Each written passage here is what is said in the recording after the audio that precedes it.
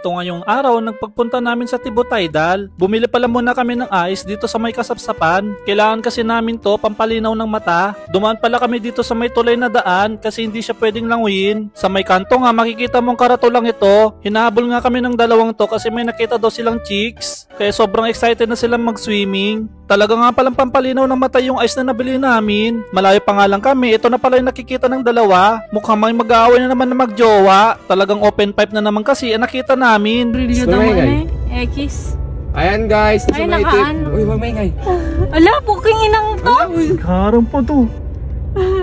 Tanginang mga to.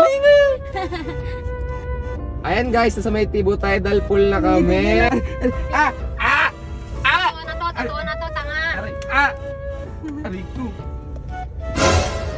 Pati nga ako ay nadamay na dito. Hindi naman kasi sila ang tinitignan ko dito. Yung white sand nga ang tinitignan ko dito kasi sobrang puti at ang kinis ng white sand. Talagang mapapalingon ka sa sobrang puti ng mga white sand. Dito nga pala kami nag-stay sa Paradiso di Kasiguran. Sa kasamaang palad nga ay fully booked na mga rooms nila. Buti na lang may tent pa silang available. Buti na lang may tent din kami dala kaya mag-tent kami, hindi siyam-siyam. Ay wala yun. Ito pala itsura ng tent nila. Kasyang 2 tao, 2 baboy at 100 langgam. Pagkatapos nga namin mag-ayos, nagluto na rin ako. Tinola nga pala ang kakainin namin para sa gabihan. Maggagabi na kasi kaya dinner time na. Gumamit na rin pala ako ng pinagbabawal na technique sa pagluluto. Tagahiwa ko pala si Mark ng sayote kasi di sayo kuya. Sayote? Sayo kuya? Gusto ko yan. Walay talaga. Uy, kung magfo-photoshoot nga kayo dito, mas maganda pag low tide. Wala kasing low surf dito o kaya low champion. Sinubukan pa lang ulit namin manguha ng isda dito. Kaso ayaw talaga ng isda sa amin. Kahit sobrang hilig na namin sa isda. Shoutout din pala sa mga taga Santo Tomas Isabela na nandito. Malayo nga ang biniyahe nila, baka nasa 7 to 8 hours.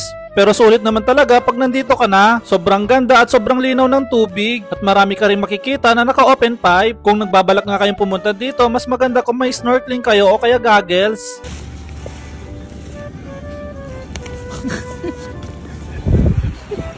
Ito na nga yung day 2, ako nga palang unang gumising kasi tulog pa sila. Ang sarap nga ng tulog nila kasi napagod silang kumain ng mangga kagabi. Wala nga silang pakiramdam dito kahit utot ako ng utot. Itong si Mark naman gumising ng saglit kasi may nakita siyang open pipe. Biglang lumakas ang ulan kaya magluluto muna ako ngayon ng munggo. Ito kasi masarap na kainin lalo na pag umuulan bukod pa sa kanya. Nagtorta nga din pala ako ng talong dito. Ito ang kakainin namin ngayong almusal. Biglang lumakas yung ulan dito kaya naglaro muna si Mark. Gumawa pala siya ng dalawian ng ihi ng mga isda. Baka daw kasi mabasa yung higaan nila. Nahihirapan na kami dito kaya nagpasya na kami lumipat. Buti na lang may available na accommodation. Ito yung tinatawag nilang villa. Shoutout nga din pala kay Sir Froilan. Nagumpisa na nga din kami magbaklas dito. Kami, shortcut. Ako naman. So yun guys, babahay kami doon sa lilipatan. Tama pa rin ba? Babae kami sa lilipatan? Oo.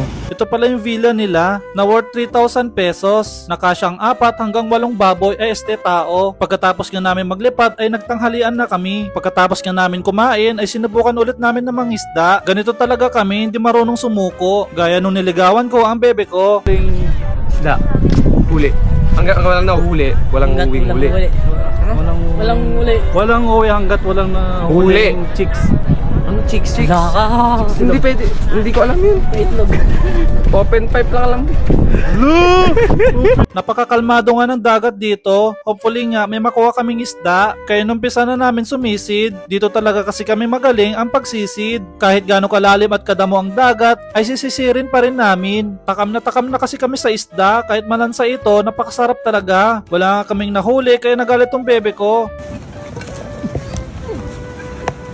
Kaya bumawi na lang ako dito, mag-iihaw na lang ako ng liempo. Nainis nga ako dito sa binili naming karne. 100 years old na ata tong baboy kasi napakakunat ng balat, ang hirap lutuin. Miss Iga doon yung nga, nagre-reklamo na. Good shit. Kumusta ang karne? Pulbet! Ito nga yung last day namin dito sa Kasiguran, Tibot Idol. Bago nga kami mag-swimming ulit ay nag-picture muna kami. Ito nga pala yung merch namin, sa mga gustong order, PM nyo lang ako.